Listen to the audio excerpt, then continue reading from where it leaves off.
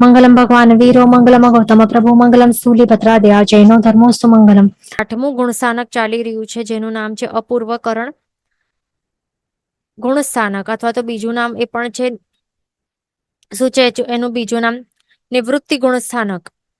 તો અપૂર્વકરણ ગુણસ્થાનક એનું નામ શા માટે છે એ તો લાસ્ટ ક્લાસમાં આપણે જોઈ લીધું હતું. કારણ કે એ એવું કરણ કરે છે, એવા અધ્યવસાયો એને એને આવે છે, એવા ભાવે છે કે જે પૂર્વે ક્યારે ભાવ્યા નથી. એવા વિશુદ્ધ લેવલના, એ લેવલની વિશુદ્ધિ વાળા અધ્યવસાયો એ ભાવે છે, એવા એવા કાર્ય કરે છે, એવા કરણ કરે છે કે જ્યારે એ પૂર્વે ક્યારે નથી કર્યા. તે 5 કરણ આપણે ભણ્યા હતા: સ્થિતિઘાત, રસઘાત, ગુણ સંક્રમ અને ગુણ શ્રેણી અને સ્થિતિબંધ, અપૂર્વ સ્થિતિબંધ. આ 5 પ્રકારના કરણ એ એક સાથે, એકી સાથે એ કરવાનું સ્ટાર્ટ કરે છે. એટલા માટે એને શું કહેવાય છે? અપૂર્વ ગુણસ્થાનક. અને એ શું હોય છે? શ્રેણી નું સ્ટાર્ટ થાય છે, ત્યારથી પ્રારંભ હોય છે. અને મૌન્ય કર્મ છે, ચારિત્ર મૌન્ય કર્મોનું સંપૂર્ણ ક્ષય અથવા તો સર્વોપશમન એ કરવા માટે એ સ્ટાર્ટ હોય છે. ત્યારે ભૂમિકા એ ક્રિએટ કરે છે. સ્ટાર્ટ કરશે એ 9મા 10મા ગુણસ્થાનકથી. તો એ આપણે સમજી લીધું એનું મિનિંગ શું છે અપૂર્વકરણ ગુણસ્થાનકનું. પણ બીજું નામ નિવૃત્તિકરણ પણ કહે છે એને. એમ આખો નામ શું છે? નિવૃત્તિ અપૂર્વકરણ ગુણસ્થાનક છે 8માનું નામ. એ ધ્યાન રાખવાનું. તો હવે નિવૃત્તિકરણ પણ શા માટે એનું નામ છે? કારણ કે નિવૃત્તિ એટલે કે શું? એનું મિનિંગ શું લેવાનું? નિવૃત્તિ એટલે કે અહીંયા કઈ સ્ટોપ થઈ થાય છે, તો એ આપણને એ મિનિંગ નથી લેવાનું. પણ અહીંયા સ્પેસિફિકલી શું મિનિંગ લેવાનું છે? તરતમતા, ડિફરન્સીસ. શેમાં ડિફરન્સીસ હોય છે? અધ્યવસાયોમાં, કરણમાં. કરણ એટલે કે અધ્યવસાય. અહીંયા તે લેવાનું છે. કરણ એટલે કે કઈ કાર્ય નથી લેવાનું મિનિંગ. કરણનું મિનિંગ અધ્યવસાય લેવાનું છે. એટલે કે અધ્યવસાયોમાં તરતમતાઓ રહેલી હોય છે. એટલા માટે એને નિવૃત્તિકરણ, આ એ ગુણસ્થાનક પણ કહેવાય છે એને. હવે આ 8મા ગુણસ્થાનક છે. હવે કોઈ જીવે 7મું ગુણસ્થાનક છે એ છોડીને હવે ઉપર જાય છે, 8મો ગુણસ્થાનકમાં એન્ટ્રી કરે છે. તો આ એમાં એન્ટ્રી જે કરનાર જે જીવો હોય છે, એટલે આ અહીંયા છે 9મું ગુણસ્થાનક. તો આવી રીતે વધતું જાય ને. તો અહીંયા આ લેવલ ઉપર નહીં, પણ જે એન્ટ્રીનું લેવલ હોય છે તે લેવલની વાત છે અહીંયા. જ્યારે એન્ટર થવાનું જે ફર્સ્ટ સમય છે, પ્રથમ સમય, 8મા ગુણસ્થાનકમાં જેટલા પણ જીવોએ પ્રવેશ કરે છે, તો તે પહેલા સમયવર્તી જેટલા પણ જીવો હોય છે, એટલે હમણાં જે છે, પૂર્વમાં થયા હોય અને આગળ ભવિષ્યમાં થશે, તે બધા ત્રિકાલવર્તી જીવ. તો એ બધાની વાત છે કે એમના જે અધ્યવસાયો છે ને, તો એ અધ્યવસાય સરખા હોય શું? તો તે નહીં હોય. અહીંયા નામ જ છે અધ્યવસાયોમાં તરતમતા. બરાબર? અધ્યવસાયની જે વિશુદ્ધિનું લેવલ છે ને, એમાં ઘણું ડિફરન્સ હોય. પહેલા સમયમાં જે પ્રવેશ કરનાર, એક સાથે પ્રવેશ કરનાર જે ત્રિકાલવર્તી જે જીવો હોય છે, 8મા ગુણસ્થાનકમાં જે પ્રવેશ કરે છે, તો એ બધાના જે અધ્યવસાયોની વિશુદ્ધિમાં તરતમતા હોય છે. એટલા માટે એને નિવૃત્તિ કરણ ગુણસ્થાનક પણ કહેવાય છે. ધ્યાન રાખવું. તો હવે એ આપણે સમજવા પ્રયત્ન કરશું. એ શું છે આ બધું, શા માટે આ અલગ અલગ છે, એ પણ બધું આપણને ખ્યાલ આવશે હવે. તો હવે જે આપણે શું ભણ્યું હતું કે કશાય છે શેનું કારણ બને છે? જો જીવ કશાય કરે તો શેનું બંધ થાય છે? એટલે જે બંધ છે એ કયા કયા બંધ નક્કી થાય છે? આપણે શું જો ભણ્યું હતું કર્મ વિપાક ગ્રંથમાં, કે જ્યારે કોઈ પણ કર્મ આત્માને બંધાય છે, એ ત્યારે એ સમય 4 વસ્તુઓ નક્કી થાય છે એક સાથે. તો તે કઈ છે 4 વસ્તુઓ? કઈ નક્કી થાય છે? તે છે પ્રકૃતિબંધ, રસબંધ, સ્થિતિબંધ અને પ્રદેશબંધ. તો એ 4 વસ્તુઓ નક્કી થાય છે ત્યારે. જ્યારે કોઈ પણ કર્મ આત્માની સાથે બંધાય છે એ વખતે આ ચારે ચાર વસ્તુઓ સાથે નક્કી થાય છે. તો જે ચાર છે, એક તો પ્રકૃતિ બંધ છે, સ્થિતિ બંધ છે, પછી રસબંધ છે અને પ્રદેશ બંધ છે. તો ચાર બંધો નક્કી થાય છે, ચાર વસ્તુ નક્કી થાય છે. તો હવે આપણે એ પણ ભણ્યું હતું કે જ્યારે જીવ કશાય કરે છે તો કશાયના કારણે પછી શું થાય છે? કશાયના કરવાને કારણે સ્થિતિબંધ અને રસબંધ એ બંને નક્કી થાય છે. ધ્યાન રાખવાનું, તે આપણે ભણ્યું હતું કર્મ વિપાકમાં. તો એટલે કે મીનિંગ શું કે કેવા લેવલનું કશાય છે એના પ્રમાણે સ્થિતિ અને રસ એ બંને નક્કી થાય છે. એ ભણ્યું હતું ને? એટલે કશાયોનું ઉદય થાય છે. જ્યારે જીવને કશાયોનું ઉદય થાય, કોઈ પણ પ્રકારના કશાયનો ઉદય થાય તો ત્યારે એના કારણે સ્થિતિબંધ એ નક્કી થાય છે. પણ એ ધ્યાન રાખવાનું કે જે કશાયની સાથે જે લેશિયા રહેલી હોય ને, લેશિયા ચાલી રહેલી હોય, કશાયોનું ઉદય રહેલું હોય પ્લસ જે લેશિયા ચાલતી હોય એ કેવા લેવલની, કેવા ઇન્ટેન્સિટી વાળી, કેવી લેશિયા છે? તો એ કશાય ઉદયની સાથે જે લેશિયા ચાલી રહેલી હોય એના કારણે રસબંધ એ નક્કી થાય છે. ધ્યાન રાખવાનું, આ બંને વસ્તુ યાદ રાખવાની છે આપણને. તો કશાયને કારણે સ્થિતિ બંધ થાય છે નક્કી, અને કશાયોદય ની સાથે લેશિયા કેવી ચાલી રહેલી હોય છે તો એના અનુરૂપે રસબંધ એ નક્કી થાય છે. તો દેટ મીન્સ હવે શું થાય છે? કોઈ જીવને કશાય ઉદય થયું છે, કશાયનું ઉદય થયું છે, તો એ વખતે એના આત્માના પરિણામ કેવા હોય? તો આવા આત્માના જેવા પરિણામ કે અધ્યવસાયો ચાલી રહેલા હોય તો ત્યારે એના કારણે અમુક જે સ્થિતિ છે એ બંધાશે ને, એ નક્કી થશે. એટલે કે સમજો કે કર્મોની આટલી સ્થિતિ બંધાઈ ગઈ. આટલી સ્થિતિ એટલે કે આટલા પીરિયડ ઓફ ટાઈમ સુધી એ કર્મ આત્મા સાથે ચોંટીને રહેશે. એટલે કે સમજો આપણે 10 સાગરોપમ અહીંયા એક્ઝામ્પલમાં લઈ રહ્યા છીએ. એટલે 10 સાગરોપમ જેટલી સ્થિતિનું અહીંયા સ્થિતિ નક્કી થઈ ગઈ. એટલે કે શું? હવે એક્ઝામ્પલમાં આપણે લઈએ કે જે જીવ છે તો એના કેવા પ્રકારના કશાયો, એટલે ઘણા બધા જીવ છે એ બધાના અમુક પ્રકારના જે કશાયો ચાલી રહેલા હોય તો ત્યારે સ્થિતિબંધ તો બધાનું સેમ જ થાય ને. સેમ કશાય વાળા જે જીવો છે બધાનું સ્થિતિબંધ સેમ થાય. પણ હવે એ બધા જીવોની લેશિયા અલગ અલગ ચાલી રહેલી હોય એના કારણે રસબંધ બધાનું અલગ અલગ અલગ અલગ રહેલું હોય છે.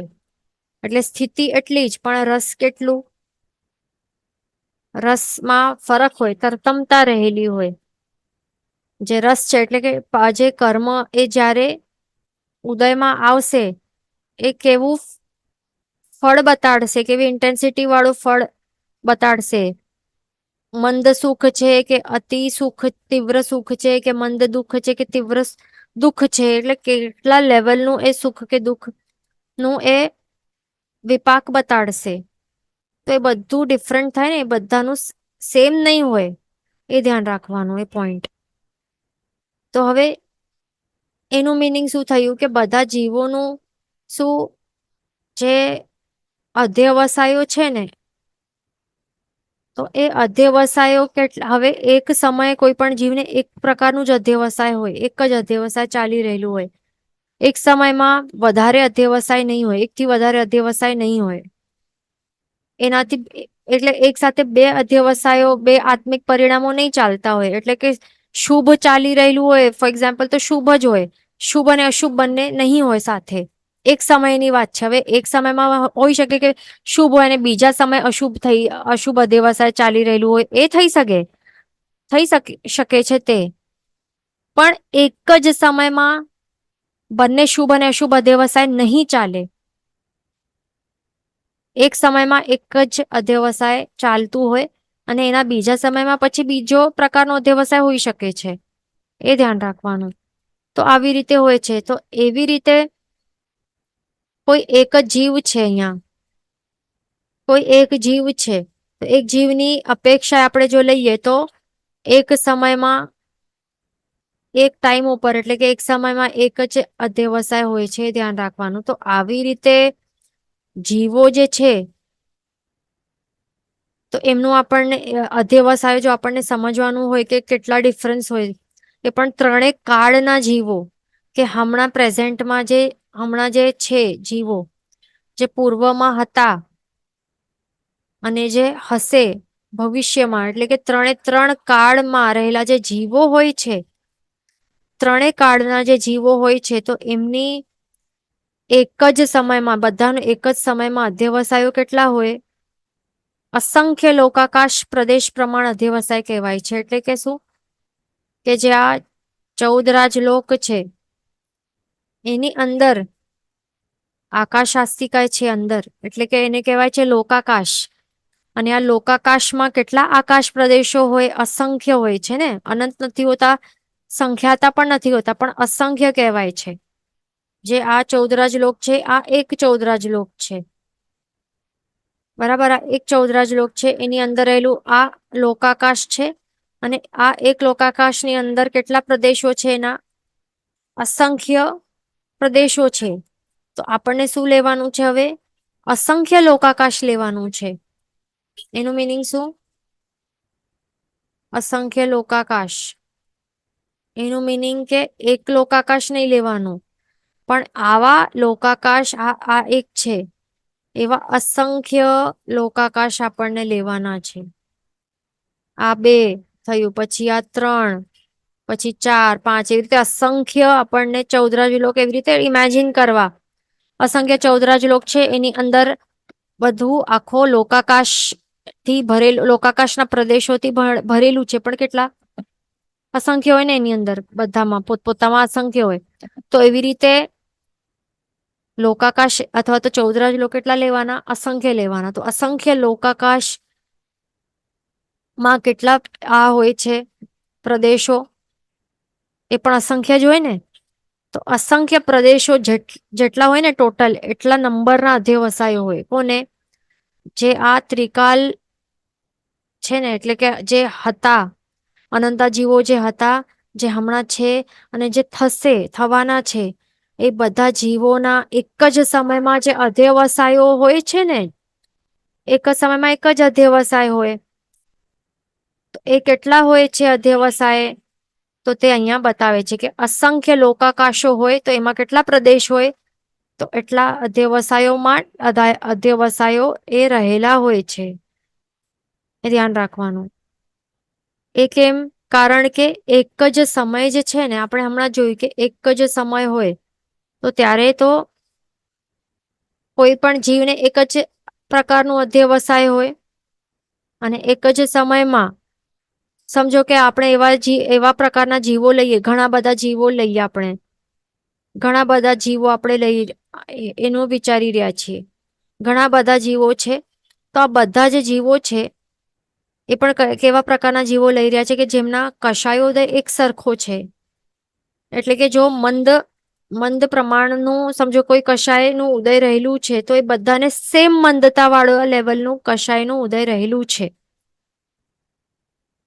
એક્ઝામ્પલ માટે આપણે બીજા એક્ઝામ્પલમાં તીવ્ર કષાય લઈએ, કે જો તીવ્ર કષાયનું ઉદય રહેલું હોય તો બધાને સેમ લેવલનું તીવ્ર કષાયનું ઉદય રહેલું હોય. એટલે એવા ગ્રુપ, એવું આપણે એવા ટાઈપના બધા જીવોનું ગ્રુપ લઈએ, એમનું વિચારીએ તો બધાનું સરખો કષાયનું ઉદય હોય.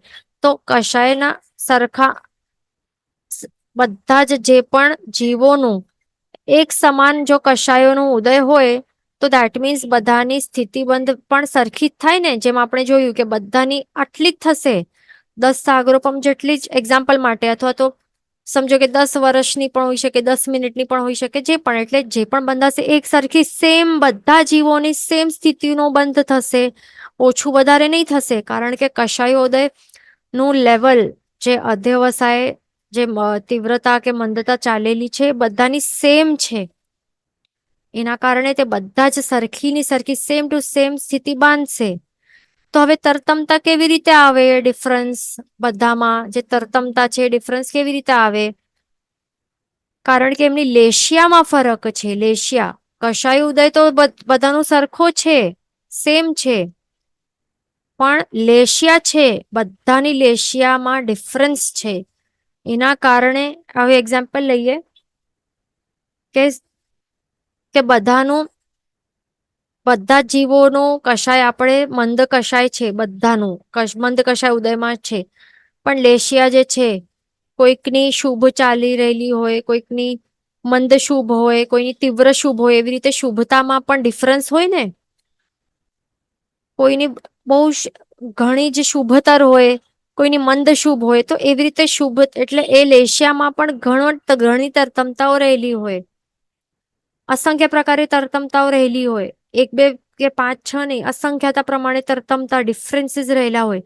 એના કારણે સ્થિતિ બંધાય તે ભલે સરખી બંધાય, કારણ કે કશાયો સરખા છે, કશાયોની લેવલ જે મંદતા કે તીવ્રતાનું ઉદય એ સરખો ભલે છે, પણ જે લેશિયા છે એમાં ઘણું તરતમતા છે, એટલા માટે સ્થિતિ ભલે સરખી બાંધે છે, પણ ડિફરન્સ ક્યાં થાય છે? રસબંધના અધ્યવસાયમાં ડિફરન્સ થાય છે. રસબંધ અલગ અલગ હોય છે, એટલે કે બધાને પછી શું થશે? જે વિપાક મળશે ને, એટલે કે સરખા સમય સુધી, એટલે કે 10 સાગરોપમ તો 10 સાગરોપમ સુધી જેના આત્મા ઉપર આ કર્મોની સત્તા રહેલી હશે, પણ જ્યારે એ વિપાક બતાડશે ને, બધાને વિપાક અલગ અલગ, રસબંધ અલગ અલગ થયું, રસબંધનો અધ્યવસાય બધાનું અલગ છે. એના કારણે જે ફળ બતાડશે ને કર્મ, એ બધાને સરખું નહીં, કોઈકને ઓછો સુખ, કોઈકને બહુ તીવ્ર સુખ, કોઈકને મધ્યમ સુખ, એવું અલગ અલગ અલગ અલગ અલગ ઘણા અલગ પ્રમાણમાં પ્રકારે એ રસ ની અનુભૂતિ કરાવશે. દેટ મીન્સ રસબંધ બધું અલગ થયું છે બધા જીવોનું. તો એ કેટલા પ્રમાણમાં તરતમતાઓ છે, તો તે આપણે અહીંયા એ જ બતાડ્યું કે તરતમતા કેટલી. તો જે એક જ સ્થિતિ સ્થાને રહેલા હોય, એટલે આ સ્થિતિ સ્થાન થયું ને, શું કોઈ ઘણા બધા જીવોએ એક સમાન કશાયનું ઉદય થયું, એના કારણે બધાની સ્થિતિબંધ સરખો થયું, એક જ સરખું. એટલે એક્ઝામ્પલ માટે 10 સાગરોપમ જેટલું સ્થિતિ બંધાઈ ગઈ બધા જ જીવોની સરખે સરખી. તો આ શું થયું? એક સ્થિતિ સ્થાન કહેવાય, પછી એક સમાન સ્થિતિ સ્થાન કહેવાય. તો આ એક સમાન સ્થિતિ સ્થાન વર્તી જે જીવો છે, એ પણ હમણાં પ્રેઝન્ટના જીવો નહીં, પણ બધા જે હતા, જે છે અને જે થવાના છે, આ સમાન સ્થિતિનું બંધ કરનારા જે બધા જ જીવો છે, બધા જીવોનું આપણે જો એની અપેક્ષા આપણે વિચારીએ કે એમના બધાના અધ્યવસાયો એ કેવા હોય, તો કેટલા હોય, અલગ અલગ કેટલા હોય, તરતમતા કેટલી હોય, તો તે અહીંયા બતાવે છે કે અસંખ્ય લોકાકાશો લેવાના, એમાં કેટલા પ્રદેશ હોય ટોટલ, એ બધા પ્રદેશો જેટલા આ રસબંધના એમના અધ્યવસાયો હોય છે અલગ અલગ, એટલી બધી તરતમતા હોય છે, તે આપણે આ ટોપિકમાં સમજ્યા. બરાબર. હવે જે એના ઉપરથી આપણે હજી આગળ ચાલશું કે જે હવે 8મું છે, આ 8મું ગુણસ્થાનક છે અને આ 7મું છે. એક મિનિટ, અહીંયા 7મું ગુણસ્થાનક છે, અને હવે આ 7મું ગુણસ્થાનક માંથી ચડીને જીવ હવે અહીંયા 8મા ગુણસ્થાનકનું જે આ દરવાજો છે, જે એન્ટ્રી છે, પ્રવેશ છે, તો અહીંયા એ પ્રવેશી રહ્યો છે. તો એ પ્રવેશ કરશે અને અહીંયા પ્રથમ સમય આવશે ને, ફર્સ્ટ સમય. તો 8મા ગુણસ્થાનકમાં જ્યારે જે જીવો પ્રવેશ કરે છે, તો એ પ્રથમ સમયે આપણે શું જોયું? આ પ્રથમ સમય, ફર્સ્ટ સમયમાં જેટલા પણ જીવો પ્રવેશ કરશે, એ બધું એક ગ્રુપ થઈ ગયું ને, એક ગ્રુપ થઈ ગયું. ઘણા બધા જીવો, જે બધા જે પણ ગ્રુપ ઓફ જીવ્સ, જે પણ આત્માઓ, એ પણ ત્રિકાલવર્તી સમજવાનું. જે 8મા ગુણસ્થાનકનું જે પ્રથમ સમયમાં જે આવે છે, પ્રવેશ કરે છે, કર્યું છે અને કરશે, એ બધાનું આખો ગ્રુપ આપણે સમજવાનું. તે બધા જીવો, તો એમના રસબંધના અધ્યવસાયો કેટલા હોય? કેટલી તરતમતા વાળા હોય, તો અસંખ્ય લોકાકાશ પ્રદેશ પ્રમાણ એમના ડિફરન્સ હોય. એ ક્લિયર? એટલા જ માટે આઠમા ગુણસાનકને શું કહેવાય છે? અહીંયા છે ને નિવૃત્તિ કરણ ગુણસાનક, તરતમતા વાળું, અધ્યવસાયોની તરતમતા વાળું ગુણસાનક. કારણ કે પહેલા સમય જે આટલા બધા જીવો આવે છે ત્રણેય કાળના, તો બધાના કઈ રસબંધના જે એટલે કે જે એમના અધ્યવસાયો સરખા છે જ નહીં. બરાબર, અધ્યવસાય સરખા નથી, તો અધ્યવસાયો કોની અપેક્ષા સરખા નથી? કોના કારણે? કષાયોદયના કારણે નહીં, પણ બધાના લેશિયાઓ અલગ અલગ અલગ અલગ છે. તો એ લેશિયાઓ અલગ છે, એના કારણે રસબંધમાં ડિફરન્સ થાય છે બધાના. ભલે સ્થિતિબંધ સરખી છે બધાની, આ સ્થિતિબંધ સરખી છે બધા જીવોની, પણ રસબંધ ના અધ્યવસાયોમાં બધું ડિફરન્સ છે. એના કારણે આ સ્પેસિફિકલી એને નિવૃત્તિકરણ ગુણસાનક કહેવાય છે. શેના કારણે? આ બધા જીવોના રસબંધના અધ્યવસાયો જે પણ એક સેમ સ્થિતિ સ્થાને અથવા તો પહેલા સમયે જે પણ ફર્સ્ટ સમયમાં રહેલા છે, બધાના રસબંધના અધ્યવસાયો અલગ છે. એટલા માટે એ ધ્યાન રાખવાનું. હવે જે બીજા સમયે, હવે ફર્સ્ટ સમયમાંથી હવે એ સમય પસાર થઈ ગયો, હવે બીજો સમય આવ્યો, સેકન્ડ સમય. તો એ સમય સેકન્ડ બીજા સમય શું થશે કે એમના જે અધ્યવસાયો છે એનાથી થોડાક વધારે શું હોય છે?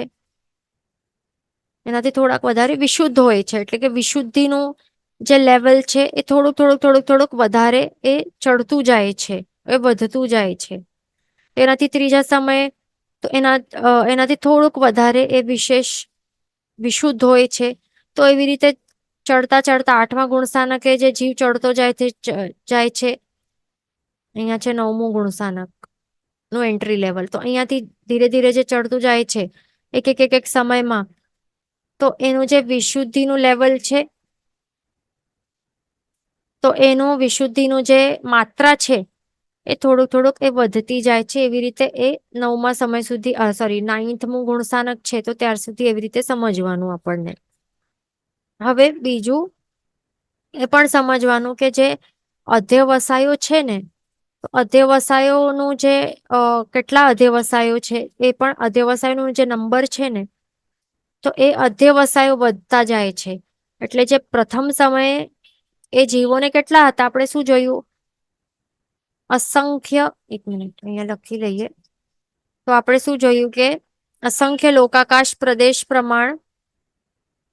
હા, તો જે પ્રથમ સમય જે સાતમા ગુણસ્થાનક ને છોડીને જે ઉપર ચડે છે, આઠમા ગુણસ્થાનકમાં પ્રવેશ કરે છે, તો એના પ્રથમ સમયમાં, એ ફર્સ્ટ સમયમાં બધા જ જીવોના, ત્રિકાલવર્તી રહેલા જે જીવોના જે અધ્યવસાયોમાં તરતમતા હોય છે, પણ એ કેટલી તરતમતા હોય છે? અસંખ્ય લોકાકાશ પ્રદેશ પ્રમાણ એ આટલા અધ્યવસાયો હોય છે એમને, અલગ અલગ અલગ અલગ અલગ અલગ. એનાથી હવે બીજા સમયમાં થોડા વિશેષાધિક થોડા વધારે હોય છે, એનાથી વધારે થોડાક વિશેષાધિક વધારે હોય છે ત્રીજા સમયમાં. ચોથા સમય એનાથી થોડાક વધારે હોય ચોથા. એટલે એવી રીતે જે અધ્યવસાયોનું જે પ્રમાણ છે ને, કેટલું અસંખ્ય લોકાકાશ પ્રદેશ પ્રમાણમાં થોડું એડ થતું જાય છે, થોડું એડ કરતા જવું. એ રીતે દરેક સમયે એ પ્રદેશોનું પ્રમાણ, એટલે કે અહીંયા તો પ્રદેશ આપણે કહી છે, પણ જે અધ્યવસાયો છે એ વધતા જાય છે. કેટલા અસંખ્ય લોકાકાશ પ્રદેશ પ્રમાણ અધ્યવસાય છે એ થોડાક વધારે વધતા જાય છે દરેક સમયે. એવી રીતે સંપૂર્ણ આઠમા ગુણસ્થાનકના અંત સુધી એવી રીતે વધતા જાય છે અધ્યવસાયો. તો એ આપણને ધ્યાન રાખવાનું છે. બરાબર. હવે આપણને શું નેક્સ્ટ પોઈન્ટ હવે આપણે સમજવાનું છે કે જે અધ્યવસાયો છે એની અંદર જે વિશુદ્ધિ છે એ પણ બે પ્રકારે છે. આપણે પહેલા તો આપણે સમજી લીધું કે અધ્યવસાયોમાં ડિફરન્સ હોય છે, તરતમતા હોય છે. રસબંધના અધ્યવસાયોમાં તરતમતા હોય છે, ધ્યાન રાખવું. અહીંયા લખી લઈએ.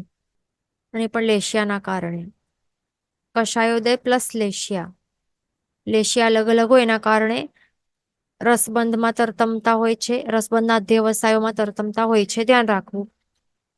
તો હવે આ જે અધ્યવસાયોમાં ડિફરન્સ છે એ તો સમજી લીધું, પણ હવે આ અધ્યવસાયોમાં જે વિશુદ્ધિની માત્રા હોય ને, તો એ વિશુદ્ધિ જે છે ને એ પણ બે પ્રકારે હોય છે. વિશુદ્ધિ બે પ્રકારે હોય છે. એક તો તિર્યકમુખી વિશુદ્ધિ હોય છે અને બીજી હોય છે ઉર્ધ્વમુખી. તિર્યકમુખી વિશુદ્ધિ અને બીજી હોય છે ઉર્ધ્વમુખી વિશુદ્ધિ. તો એ આપણે સમજીએ. તિર્યક એટલે કે શું? આપણે તિરછા લોક ભણ્યું છે ને, 14 રાજલોકમાં શું આવે છે? 14 રાજલોકમાં એક તો અધોલોક આવે છે, પછી શું આવે છે? તિરછા લોક આવે છે અને ઉર્ધ્વલોક આવે છે ને. આ યાદ રાખવું તો ઇઝીલી સમજ પડી જશે. અધોલોક અહીંયા આપણને નહીં આવે લેવાનું, અહીંયા તિરછાલોક સમજવાનું. તિરછાલોકને તિરછો શા માટે કહેવાય છે? કારણ કે એવી રીતે એનો વિસ્તાર છે ને. અને ઉર્ધ્વલોક છે તો એનો ઉર્ધ્વ એવી રીતે આવી રીતે વધારે વિસ્તાર છે, એટલા માટે એને ઉર્ધ્વલોક કહેવાય છે. તો હવે એવી જ રીતે છે જે તિર્યકમુખી વિશુદ્ધિ છે એ કેવી છે? એ શા માટે તિર્યકમુખી વિશુદ્ધિ એ કેવી રીતે આપણને સમજવાનું? તિર્યકમુખી એટલે કે આવી રીતે સાઈડ, આવી રીતે હોરિઝોન્ટલી, આવી રીતે તિર્યક દિશામાં સમજવાની છે અહીંયા. અને ઉર્ધ્વમુખી વિશુદ્ધિ એટલે કે શું? ઉર્ધ્વમુખી એટલે કે એનું મુખ ક્યાં જાય છે? ઉપર, ઉર્ધ્વ, ઉપર. તો એ છે ઉર્ધ્વમુખી વિશુદ્ધિ અને આ છે તિર્યકમુખી વિશુદ્ધિ. તિરછા દિશામાં, તિરછી દિશામાં સમજવાનું. બરાબર. આ બંને આપણે એનું મિનિંગ સમજી લીધું. હવે શું સમજવાનું છે? એક એક લેશું હવે. તિર્યકમુખી વિશુદ્ધિ. પહેલા નંબરનું શું છે? તિર્યકમુખી વિશુદ્ધિના પ્રકાર સમજી રહ્યા છે, ધ્યાન રાખવું. પહેલી છે તિર્યકમુખી વિશુદ્ધિ એટલે કે શું? હવે કોઈક એક જ સ્થિતિ સ્થાન હોય છે. એટલે કે હવે આપણે એક્ઝામ્પલ લઈએ. પહેલા તો આ શું છે? એક સમાન સ્થિતિ સ્થાન, સ્થિતિ બંધ કરનારા જીવો છે. એ બધા જીવોએ શું કરી છે? હવે એ પણ આપણે ક્યાં લઈએ? આપણે 8મા ગુણસ્થાનકનું એક્ઝામ્પલ લઈ શકીએ છીએ. જે 8મા ગુણસ્થાનક છે, અહીંયા 7મું છે અને ત્યાંથી ચડીને હવે જીવ, ઘણા બધા જીવો શું કરે છે? એ પણ ઘણા બધા એટલે શું સમજી લેવાનું? ત્રિકાલવર્તી, 3 કાળવાળા જીવો. તો એ જે પણ હતા છે અને આવવાના છે એ બધા જીવો સમજી લેવાના. એ પણ ક્યાં હવે 8મા ગુણસ્થાનકમાં એન્ટ્રી કરે છે તો પહેલું સમય જે છે, ફર્સ્ટ સમય, તો એનું એક્ઝામ્પલ લઈએ. અને એ ફર્સ્ટ સમયમાં જે એન્ટર કરે છે જીવો, અને એ જીવોના જે કષાયો છે, કષાયોદય એક સરખો રહેલું હોય છે બધાનું. તો એના કારણે એમનું જે સ્થિતિ છે ને, તો એ સ્થિતિ જે અહીંયા દેખાય છે ને, એ સ્થિતિ બંધાઈ જે છે તો એક સરખી જ બંધાઈ છે. કર્મોની એક સરખી જ સ્થિતિ બંધાઈ છે. એટલે એ બધા જે જીવો છે, જે જસ્ટ એન્ટર કર્યા છે 8મા ગુણસ્થાનકે, અને એમાંથી પણ જે જીવોએ સરખો કષાયોદય, એક સમાન કષાયોદય થયો હોય અને એના કારણે એક જ સેમ ટુ સેમ સાઈઝની સ્થિતિનું બંધ કરેલું હોય, એનું આપણને સમજવાનું છે. તો એ બધા જ જીવો છે, એમની અધ્યવસાયો જે ચાલી રહેલા હોય, તો એમની વિશુદ્ધિ કેવી હોય? શું તે એક સરખી હોય કે કેવી હોય? નહીં હોય. તરતમતા રહેલી હોય છે વિશુદ્ધિની. તે હમણાં જ આપણે શું જોઈ? કે કષાયોદય એક સરખું છે, એના કારણે સ્થિતિબંધ એક સરખો છે, પણ એમનું જે લેશ્ય અલગ અલગ હોય છે એના કારણે રસબંધના અધ્યવસાયો એ અલગ છે. એ પણ કેટલા અલગ છે?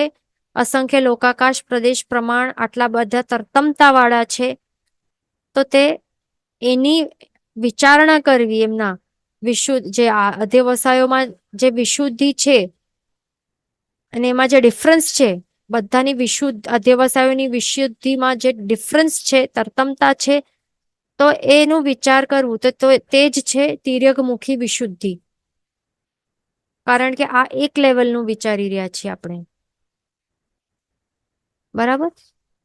તો એ સ્થાનક આ જે સેમ ટુ સેમ જે સ્થિતિ બંધાયેલા, જેમણે પણ સ્થિતિ બાંધી છે, બધા જીવોની, દરેક જીવોની લેશ્યા તો અલગ અલગ છે, એક સરખી નથી.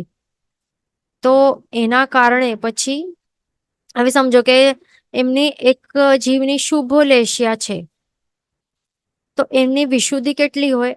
સમજો કે આટલા લેવલની વિશુદ્ધિ છે, પણ હવે એમની જે શુભ લેશિયાનું જે જોર છે, જો એ વધતું જાય ને, તો એની સાથે સાથે જે વિશુદ્ધિ આટલી લેવલની હતી તો એ પણ વધતું જશે. જેટલી લેશિયા શુભ શુભ શુભતર શુભ શુભ વધારે વધારે શુભતા એની વધતી જશે, એની સાથે સાથે એવી જ રીતે જે અધ્યવસાયની વિશુદ્ધિની માત્રા છે એ વિશુદ્ધિ પણ વધતી જશે. એ ધ્યાન રાખવાનું. એના એટલે એક સિમ્પલ સમજવાનું, જે મંદ શુભ વાળા હોય ને, જે મંદ શુભ લેશિયા વાળા જીવો હોય, તેવા જેની લેશિયા મંદ શુભના લેવલ વાળી છે, તો એ બધા જ જીવોના અધ્યવસાયોની જે વિશુદ્ધિ હોય કેટલી હોય? મંદ જ હોય ને, ઓછી હોય, બહુ ઓછી હોય. અને જે તીવ્ર શુભ લેશિયા વાળા હોય, જે તીવ્ર શુભ લેશિયા વાળા હોય, તો એ જીવોની અધ્યવસાયો, એ જીવોના અધ્યવસાયોમાં વિશુદ્ધિની માત્રા કેટલી હોય? ઘણી વધારે હોય. અને જો તીવ્રતમ શુભ લેશિયા વાળા હોય, તીવ્રતમ લેવલના, તો એ તીવ્રતમ એટલે કે એકદમ ટોપ માત્રાના શુભમાં શુભ લેશિયા વાળા હોય, તો એમના અધ્યવસાયોમાં વિશુદ્ધિ કેટલી હોય? સૌથી ઊંચામાં ઊંચી હોય, સર્વોત્કૃષ્ટ હોય, હાઈએસ્ટ લેવલમાં હોય. તો એ સિમ્પલ છે, એવી રીતે આપણે સમજ્યા. ધ્યાન રાખવાનું. એવી રીતે દરેક જીવના અધ્યવસાયોમાં વિશુદ્ધિની તરતમતા રહેલી હોય છે. તો હવે વિશુદ્ધિ પણ કેટલા પ્રકારે છે, તો તે હવે આપણને સમજવાનું છે. અને હમણાં આપણે શું જોઈ લીધું? તિર્યકમુખી વિશુદ્ધિ, તે આપણે સમજીને અહીંયા. એ પણ જે જીવો એ પહેલા એક્ઝામ્પલ માટે એમાં જે પહેલા સમયમાં એન્ટર થયા છે, અને એમાં પણ જે એક જ સમાન કષાયોદય વાળા હોય છે, પણ અલગ અલગ લેશિયા વાળા હોય છે. તો એમના કારણે એમના જે રસબંધના અધ્યવસાયો છે એમાં કેટલી તરતમતા છે, અસંખ્ય લોકાકાશ પ્રદેશ પ્રમાણ તરતમતા થઈ જાય છે. તો એ થઈ ગઈ તિર્યકમુખી વિશુદ્ધિ. બસ આ જ રીતે હવે કોઈ સમજો કે હવે આ ફર્સ્ટ સમય છે, હવે બીજા સમય અથવા તો કોઈ ત્રીજા સમય એક્ઝામ્પલ માટે આપણે લઈએ કે બીજા સમય વર્તી હવે આવ્યા છે, એ પણ કેટલા જીવો? ત્રિકાલવર્તી જીવો, એટલે કે જે આવશે, જે આવી ગયા છે, જે હમણાં છે બીજા સમયમાં, એ બધા જ જીવો છે. તો એ બધાની પરસ્પર જે વિશુદ્ધિ છે, તો એમાં કેટલા જે અધ્યવસાયો છે એ અધ્યવસાયોની અંદર વિશુદ્ધિ ની તરતમતા કેટલી છે, ડિફરન્સીસ કેટલી છે એકબીજાના અપેક્ષાએ? તો એ આપણે જોઈએ તો કેટલી હોય?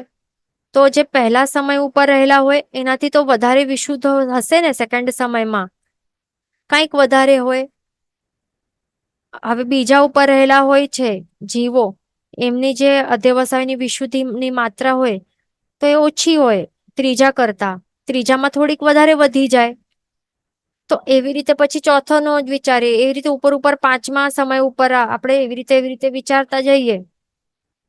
હવે આપણે સેકન્ડ જે છે, બીજા સમય વર્તી જે જીવો આવેલા છે, તો એ જીવોના અધ્યવસાયોના કેટલા ટોટલ અધ્યવસાયો રહેલા છે? તો તે ટોટલ અધ્યવસાયો તો એ શું છે? પહેલા સમય ઉપર રહેલા હોય તો એના કરતા વધારે વિશેષાધિક છે. એવી રીતે અધ્યવસાયો જે છે એ વધતા જાય છે. એટલે કે એની જે બીજા સમય વર્તી જેટલા પણ જીવો છે, ત્રિકાલવર્તી જીવો, તો એમાં પરસ્પર તો ડિફરન્સ છે. એને કહેવાય છે કે બીજા સમયવર્તી જીવોના તિર્યકમુખી વિશુદ્ધિ, એટલે કે બીજા સમય ઉપર સેમ રહેલા હોય છે, એક જ શું કહેવાય, સમાન સ્થિતિ બાંધેલા હોય છે. તો એમનામાં આપણે અધ્યવસાયોનો આપણે જો વિચાર કરીએ કે વિશુદ્ધિ કેટલી છે, તો એ કેટલા અધ્યવસાયો છે, એમની વિશુદ્ધિ કેટલી છે, તો એને કહેવાય છે તિર્યકમુખી વિશુદ્ધિ. બરાબર? એમાંય તરતમતા આપણે જોઈ. તો એવી જ રીતે ત્રીજો જે છે, ત્રીજા સમય વર્તી જેટલા પણ જીવો છે એમાં પણ સમાન સ્થિતિ બાંધનાર જે જીવો છે, એ સમાન સ્થિતિ બાંધનાર જે જીવો છે એમાં પણ રસબંધના અધ્યવસાયોમાં તરતમતા છે. રસબંધ અલગ અલગ છે એટલા માટે અધ્યવસાયો પણ અલગ છે. વિશુદ્ધિની માત્રામાં બધી તરતમતા છે. તો એની જ વિચારણા કરીએ તો એની કહેવાય છે એ ત્રીજા સમય ઉપર આવેલા બધા જીવો જે સમાન સ્થિતિ વાળા છે એમાં પરસ્પર આપણે કમ્પેરિઝન કરીએ વિશુદ્ધ અધ્યવસાયોની વિશુદ્ધિમાં, તો એને પછી શું કહેવાય કે તિર્યગમુખી વિશુદ્ધિ ની વિચારણા, ની તરતમતાની વિચારણા એ કહેવાય. તો એવી રીતે આપણને સમજવાનું કે સમાન એવી રીતે તિરછા લેવલ એટલે આવી રીતે આ લેવલ સેમ લેવલ ઉપર, તો એને કહેવાય તિર્યગમુખી વિશુદ્ધિ. તો તે કહેવાય છે, ધ્યાન રાખવાનું. બરાબર. તો આવી રીતે આપણે શું જોયું, તિર્યગમુખી વિશુદ્ધિ આપણે સમજી લીધી. હવે આપણને શું સમજવાનું છે, ઉર્ધ્વમુખી વિશુદ્ધિ પણ આપણે સમજી લઈએ.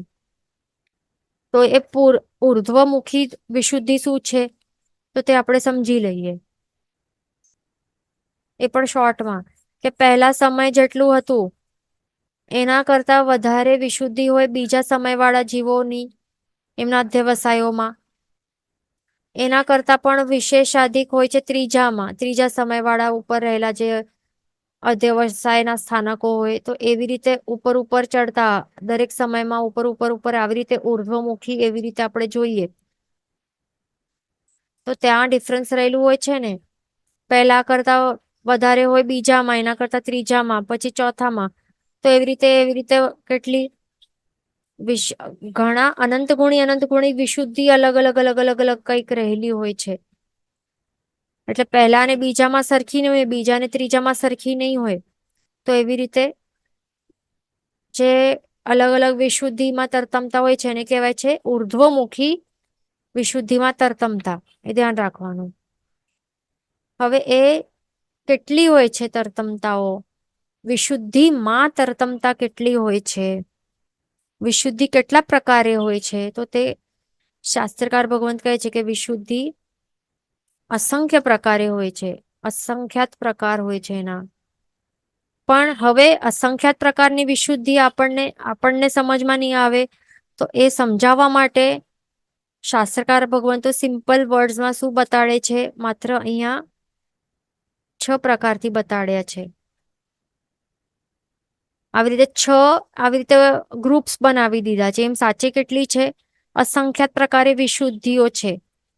પણ શાસ્ત્રકાર ભગવંતો આપણને ઈઝી પડે એટલા માટે આવી રીતે 6 આવી રીતે ગ્રુપ્સ બનાવીને આપણને વિશુદ્ધિની તરતમતાઓ કે વિશુદ્ધિના પ્રકાર બતાડ્યા છે. તો હવે એ જે અહીંયા એને શું કહેવાય છે, 6 ઠાણ વડિયા કહેવાય છે. 6 ઠાણ વડિયા, 6 સ્થાન અથવા તો ષટ સ્થાન પણ કહેવાય છે એને. અનંત ભાગ, અસંખ્યાત ભાગ, સંખ્યાત ભાગ, સંખ્યાત ગુણ, અસંખ્યાત ગુણ અને અનંત ગુણ. ભાગ એટલે શું, સિમ્પલ ગુજરાતીમાં શું ભાગને શું કહીએ, ડિવિઝન કહીએ ને, ડિવાઈડ કરવું, ભાગલા કરવા, તે ભાગ છે. અને ગુણ એટલે કે શું, મલ્ટીપ્લાય કરવું. બરાબર. આ સિમ્પલ મિનિંગ છે. તો તે હવે આપણે સમજવાનું છે. આપણે શેની વાત કરશું, તિર્યગમુખી જે વિશુદ્ધિ છે, જે તિર્યગમુખી વિશુદ્ધિ આપણે સમજી, એટલે કે જે સેમ સ્થિતિબંધ કરનાર જે જીવો હોય છે, તો એ ગ્રુપ ઓફ જીવોની જે છે અધ્યવસાયો છે, તો એમાં જે તરતમતા છે, જે વિશુદ્ધિની તરતમતા છે, તો એ કેટલા પ્રકારે છે, આવી રીતે 6 પ્રકારે છે. તો એ 6 પ્રકારને જે વિશુદ્ધિમાં તરતમતા છે, જે 6 પ્રકાર છે, એ 6 પ્રકારને 6 સ્થાન કહેવાય કે ષટ સ્થાન કહેવાય કે છઠાણ વડિયા કહેવાય છે. ધ્યાન રાખવું આ. તો હવે જ્યારે જીવ જે એકદમ લોએસ્ટ વિશુદ્ધિના લેવલમાં રહેલું હોય છે, એટલે કે જઘન્ય એટલે સૌથી ઓછામાં ઓછો પોસિબલ એટલું, એને જઘન્ય કહેવાય. તો જે જઘન્ય વિશુદ્ધિની લેવલમાં જઘન્ય વિશુદ્ધિ વાળા અધ્યવસાય વાળા જે જીવો હોય છે, તો એ જ્યારે ઉપર ચડતા ક્યાં ઉત્કૃષ્ટ ટોપ મોસ્ટ જેટલી મેક્સિમમ જેટલી વિશુદ્ધિની માત્રા થઈ શકે એટલા માત્રા ઉપર સુધી જ્યારે એ પહોંચી શકે છે, તો એવી રીતે આપણે ચડતા ક્રમે આપણને વિચારણા કરવાની છે. તો એ ચડતા આવી રીતે જ્યારે આપણે વિચારણા કરીએ તો સૌથી પહેલું શું આવે? સૌથી પહેલું અનંત ભાગ આવે, પછી બીજું આવે અસંખ્યાત ભાગ, ત્રીજું સંખ્યાત ભાગ, ચોથું અસંખ્યાત ગુણ, પાંચમું અસંખ્યાત ગુણ અને છઠ્ઠું અનંત ગુણ આવે. એટલે એનું મિનિંગ શું કે સૌથી ઓછામાં ઓછા લેવલની વિશુદ્ધિ ક્યાં છે? આ 6 માં. તો આ લેવલ ઉપર છે લોએસ્ટ કે જઘન્ય. યાદ રાખો. હવે અનંત ભાગ અહીંયા શું લખવાનું? અધિક લખવાનું છે. અહીંયા અધિક અને હીન દેખાય છે ને, તો અહીંયા અધિક ની વાત ચાલી રહી છે. હીન હમણાં આપણને નથી જોવાનું. અનંત ભાગ અધિક કે અનંત ભાગ વૃદ્ધ, જે પણ આપણે ઈઝી લાગે તે સમજવાનું. અનંત ભાગ અધિક, અસંખ્યાત ભાગ અધિક, અસંખ્યાત ભાગ અધિક, સંખ્યાત ગુણ અધિક, અસંખ્યાત ગુણ અધિક અને અનંત ગુણ અધિક. તો એવી રીતે આપણને સમજવાનું કે જે જઘન્યથી જઘન્ય જે વિશુદ્ધિ વાળા અધ્યવસાયો વાળા જે જીવો હોય છે, તો અહીંયા આ સ્થાનમાં હોય છે અને પછી વધતું જાય, જે વિશુદ્ધિ જે માત્રા વધતી જાય ને ઉત્કૃષ્ટ સુધી આવે, તો અહીંયા ઉત્કૃષ્ટનું અહીંયા સમજવાનું અનંત ગુણ અધિક. એવી રીતે આપણને સમજવાનું છે. તો એવી રીતે ચડતા ક્રમે આપણને સમજવાનું છે. તો સૌથી પહેલું અહીંયા શું છે? અનંત ભાગ અધિક, તે આપણે સમજીએ એક્ઝામ્પલ દ્વારા આવી રીતે. તો અહીંયા હવે શું છે કે આ જે દેખાય છે ને બ્લુ કલરમાં આખી, તો આ શું છે? વિશુદ્ધિ છે. વિશુદ્ધિનું જે પ્રમાણ છે એ આપણને એક્ઝામ્પલ માટે સમજવાનું છે કે વિશુદ્ધિનું માત્રા આટલી છે, આ લેવલ કે ઇન્ટેન્સિટી આટલી છે. અને ક્યાં? જે પહેલા સમયે એકદમ સૌથી પહેલું સમય એકદમ લોએસ્ટ જઘન્યમાં જઘન્ય વિશુદ્ધિની માત્રા રહેલી હોય તે ક્યાં હોય? ઓબ્વિયસલી પહેલા સમય જ હોય ને, 8મા ગુણ સ્થાનકે ના જ્યારે પ્રવેશ કરે છે ત્યારે એકદમ સૌથી પહેલા સમય એકદમ ઓછામાં ઓછા વિશુદ્ધિની લેવલ હોય. તો એ વખતે પછી વિશુદ્ધિની માત્રા સમજો કે આટલી હોય છે. તો હવે એમાં આપણને સૌથી પહેલા શું જોવાનું છે? છઠ્ઠાણ વડિયામાંથી અનંત ભાગ અધિક આપણને સમજવાનું છે. ઓકે, તો તે આપણે હવે આ ડાયાગ્રામ ઉપરથી સમજશું. તો એ માત્રા જે અહીંયા હતી વિશુદ્ધિની માત્રા, તો એના શું કરવાના? અનંતા ભાગ કરવાનું છે. પહેલા તો અનંતા ભાગલા બધા જો દેખાય છે અહીંયા, તો અહીંયા અનંતા સમજવાના. અનંતા એટલે કે જેનું અંત નહીં થઈ શકે એટલા અનંતા ભાગો કરવાના. અનંતા ભાગ કરવાના. પછી એમાંથી શું છે? અનંત ભાગ નામ છે ને, એટલે કે શું? એક અનંતનું એક જ ભાગ ઉપાડવાનું એમાંથી. અને એ ભાગ આપણે કાઢી અહીંયાથી આટલું પ્રમાણ, એટલે કે અનંતમી ભાગ વાળી જે વિશુદ્ધિની માત્રા એ આપણે શું કરવાનું છે? એડ કરવાનું છે. અહીંયા એડ કર્યું છે. અહીંયા જે દેખાય છે ને, આ જે અહીંયા વિશુદ્ધિની માત્રા રહેલી હતી ને, ત્યાં પહેલા સમયે જઘન્યમાં જઘન્ય જ્યારે આ રહેલું હોય છે, વિશુદ્ધિની અધ્યવસાય રહેલું હોય, એ પણ ક્યાં? તિર્યકમુખી આપણે જોઈ સમજી રહ્યા છે અહીંયા, એ ધ્યાન રાખવું. એટલે કે જે ફર્સ્ટ સમયમાં, પહેલા સમયમાં કે ઘણા બધા જીવોએ પ્રવેશ કર્યું છે, ઘણા બધા કર્યા છે અને કરે છે. તો એ જ જીવોમાં આપણે શું કરી રહ્યા છે? ઇન્ટરનલ કમ્પેરિઝન કરી રહ્યા છે. શું છે? તિર્યકમુખી આપણે સમજી રહ્યા છે ને, દેટ મીન્સ કમ્પેરિઝન ક્યાં થાય છે? આ એક જ લેવલ ઉપર, ફર્સ્ટ સમય ઉપર, ત્યાં જ કમ્પેરિઝન થાય છે. બધા અલગ અલગ ત્રિકાલવર્તી જીવોની વિશુદ્ધિની માત્રામાં પણ ત્યાં તો જઘન્ય છે, તો એમનામાં આપણે શું જોઈ રહ્યા છે? તરતમતા આપણે સમજી રહ્યા છીએ. તો હવે ત્યાં એક એક જીવ છે, તો એ જઘન્ય વિશુદ્ધિ વાળો અહીંયા રહેલું છે, અને બીજો જીવ છે તો એ પણ જઘન્ય વિશુદ્ધિ વાળું છે. પણ બંનેમાં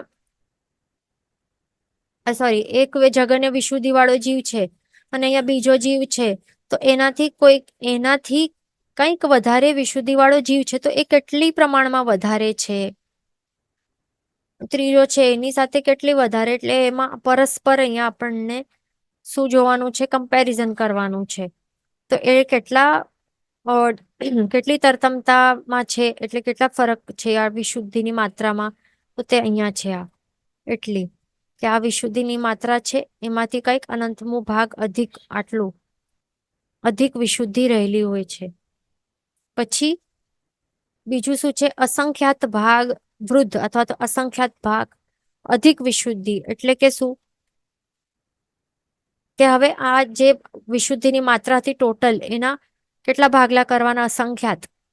અસંખ્યાત કરીએ એટલે કે એ તો અનંતાથી ઓછા જ હોય ને, અનંત તો અંત વગરના હોય, પણ આ તો અનકાઉન્ટેબલ છે, જે સંખ્યા આપણે ગણી નહીં શકીએ એને અસંખ્ય કહેવાય ને. તો ગણી નહીં શકીએ એટલા અસંખ્યાતા ભાગો કરી લેવાના, ભાગલા ડિવાઈડ કરી લેવાનો. દેટ મીન્સ અનંતમું એક ભાગ આપણે કર્યું હતું અહીંયા, તો આ જો કેટલા પતલું નાનું છે ને, ઘણું જ. એક અનંતમો ભાગ કેટલું નાનકડું, ઓછુંમાં ઓછું હોય, પણ આ જે અસંખ્યાત ભાગ કરીએ તો એમાંથી એક જ ભાગલો જોઈએ તો એ તો કેટલું મોટું છે ને, અસંખ્યાતનું એક ભાગ, બસ તે સમજવાનું. તો તે અસંખ્યાતમો ભાગ અધિક વિશુદ્ધ હોય, એટલે આટલી વિશુદ્ધિની માત્રા હોય એમાં કેટલું વધારે અધિક હોય, અસંખ્યાતમો ભાગ અધિક વિશુદ્ધિની માત્રા રહેલી હોય છે. જે પહેલા સમય વર્તી રહેલા કોઈક બીજા કોઈક જીવ હોય છે તો એનું એટલી હોઈ શકે છે. પછી ત્રીજું શું છે, સંખ્યાત ભાગ અધિક. તો વિશુદ્ધિની માત્રાના આપણે ભાગલા કર્યા, કેટલા સંખ્યાતા, જે કાઉન્ટ કરી શકીએ ને એટલા સંખ્યાતા ભાગલા કરી લેવાના. તો એક એક ભાગલું કેટલું મોટું મોટું હોય ને, મોટું હોય તો એ આપણને એડ કરવાનું, તો તે કહેવાય, શું કહેવાય, સંખ્યાત ભાગ અધિક વિશુદ્ધિ કહેવાય. એટલે કે જે વિશુદ્ધિની માત્રા છે કોઈક એક જીવની, એનાથી અધિક કેટલી હોઈ શકે છે, વધારે બીજા કોઈક જીવની, સંખ્યાત ભાગ અધિક વિશુદ્ધિ હોઈ શકે છે, એટલે વધારે આટલી હોઈ શકે છે. પછી 3 તો જોયા. આવી ચોથો શું છે, સંખ્યાત ગુણ અધિક. તો સંખ્યાત ગુણ અધિક વિશુદ્ધિ કેટલી, હવે કેવી રીતે હોય, અહીંયા ગુણ કરવાના છે, એટલે કે મલ્ટીપ્લાય કરવાના છે, હવે ભાગલા નથી કરવાના. હમણાં સુધી આપણે આ જો આ 3 આપણે વસ્તુઓ જોઈને, આ 6 ઠાણ વડિયામાંથી 3 આપણે સમજી લીધી. અનંત ભાગ અધિક, અહીંયા અધિક આપણે અધિકનું આપણે જોઈ રહ્યા છીએ. તો અનંત ભાગ અધિક, અસંખ્યાત ભાગ અધિક, સંખ્યાત ભાગ અધિક, એટલે કે અહીંયા ભાગલા કર્યા ને, ડિવાઈડ કર્યા, ભાગલા એડ કર્યા છે. એક અનંતનો ભાગ અધિક એટલે કે એડ કર્યું છે, અસંખ્યાતનું ભાગ એડ કર્યું છે, સંખ્યાત ભાગ એડ કર્યું છે. તો એવી રીતે આપણે આ 3 સમજ્યા. પણ હવે ચોથું શું છે, અહીંયા ગુણ છે, ગુણાકાર, મલ્ટીપ્લાય કરવાનું છે. સંખ્યાત ગુણ અધિક, અસંખ્યાત ગુણ અધિક, અનંત ગુણ અધિક, તે આપણને એડ કરતા જવાનું છે. તો તે આપણે હવે સમજશું. તો પહેલા સમયે આવી રીતે જઘન્ય વિશુદ્ધિની માત્રા હોય કોઈક એક જીવની, તો એનાથી અધિક કેટલી હોઈ શકે બીજા કોઈક જીવની વિશુદ્ધિની માત્રા, તો તે છે સંખ્યાત ગુણ અધિક વિશુદ્ધિ હોઈ શકે. એટલે કે જે અહીંયા આ એક જીવની આટલી છે ને વિશુદ્ધિની માત્રા, એ આખી જે આટલી માત્રા છે ને એને મલ્ટીપ્લાય કરવાનું, કેટલી વખત, સંખ્યાતી વખત આટલી. જેમ કે આટલી સંખ્યાતી વખત આપણે આ એક જીવની છે, આટલી એક જીવની આટલી છે જઘન્ય વિશુદ્ધિ, કોઈ જઘન્ય વિશુદ્ધિ વાળું જીવ છે, બરાબર, અને બીજો કોઈક જીવ છે, તો એ બીજા જીવની સાથે આપણે કમ્પેર કરીએ કે વિશુદ્ધિની માત્રા કેટલી છે, તો સંખ્યાતા ગુણ વધારે હોઈ શકે છે. કે એટલે આ જીવ નંબર 1 ની જેટલી છે તો વિશુદ્ધિની માત્રા, તો એનું જે સંખ્યાતા ગુણાકાર કરી લેવાના, મલ્ટીપ્લાય બાય સંખ્યાતા ટાઈમ્સ આટલા કરી દીધા, મલ્ટીપ્લાય કરી દીધા, એટલે ટોટલ આખી અધિક વિશુદ્ધિ બીજા કોઈ જીવની હોઈ શકે છે, વિશુદ્ધિની માત્રા. ઓકે, આટલું સિમ્પલ.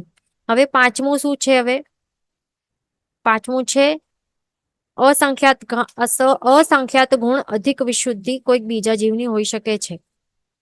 તો હવે કોઈક એક જીવની આટલી છે વિશુદ્ધિની માત્રા, જઘન્ય વિશુદ્ધિની માત્રા આટલી હોય છે, તો બીજા કોઈક જીવ સાથે કમ્પેર કરીએ તો એની આટલી વધારે હોઈ શકે છે કે એના બીજા જીવની, એ પ્રથમ આ ફર્સ્ટ જઘન્ય વિશુદ્ધિની માત્રા વાળું જે જીવ છે એની વિશુદ્ધિ ને નું ગુણાકાર કરવું કેટલું અસંખ્યાતા ટાઈમ્સ, અસંખ્યાતી વખત આટલું ગુણાકાર કરવું અને ટોટલ કેટલી વિશુદ્ધિ થાય એટલી બીજા જીવની વિશુદ્ધિની માત્રામાં હોઈ શકે છે, ભલે તે પ્રથમ સમય જ છે તો પણ. પછી છઠ્ઠું, હવે છેલ્લું શું છે? અનંત ગુણ અધિક વિશુદ્ધિ. એટલે કે શું બતાવે છે અહીંયા? કે કોઈક એક જગન્ય વિશુદ્ધિના લેવલ માત્રા વાળો જીવ છે, તો એ જીવ નંબર 1 સાથે આપણે જીવ નંબર 2 ની વિશુદ્ધિની માત્રા આપણે કમ્પેર કરી તો એની બીજા જીવની કેટલી વધારે હોઈ શકે?